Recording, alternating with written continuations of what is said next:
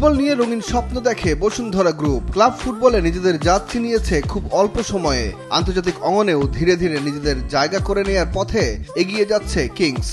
এবার দেশের ফুটবলের পাইপলাইন মজবুত করতে ফুটবল একাডেমি চালু করেছে বসুন্ধরা কিংস।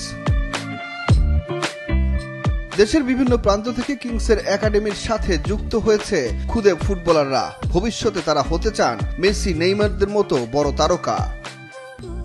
বড় হয়ে খেলাও হতে চাই।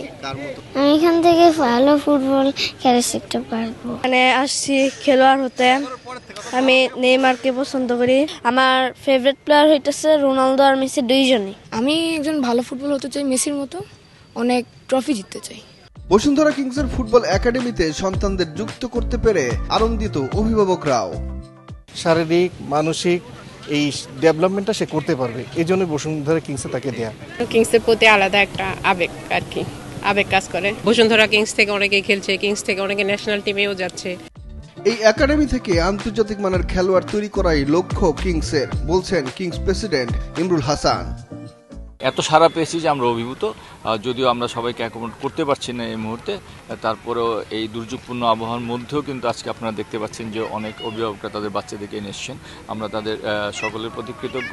তো আমরা আশা করছি যে সামনের দিনগুলোতে আমাদের আরও সারাটা আরও ব্যাপক হবে। এই একাডেমির পুরো দায়িত্ব পালন করছেন কিংসের টেকনিক্যাল ডিরেক্টর বায়েজিদ জোবায়ের নিপু। তিনিও স্বপ্ন দেখছেন এই একাডেমিকে বিশ্বমানের করে গড়ে তুলতে। যারা কাছাকাছি আছে তারা এখানে ট্রেনিং করছে এবং বাইরে থেকে অনেক বাংলাদেশের সব জায়গা থেকে তারা ফোন করছে। কিংস অ্যারেনা টার্ফে কিংসের কোচদের তত্ত্বাবধানে প্রথম দিনের অনুশীলন করেছে খুদে ফুটবলাররা।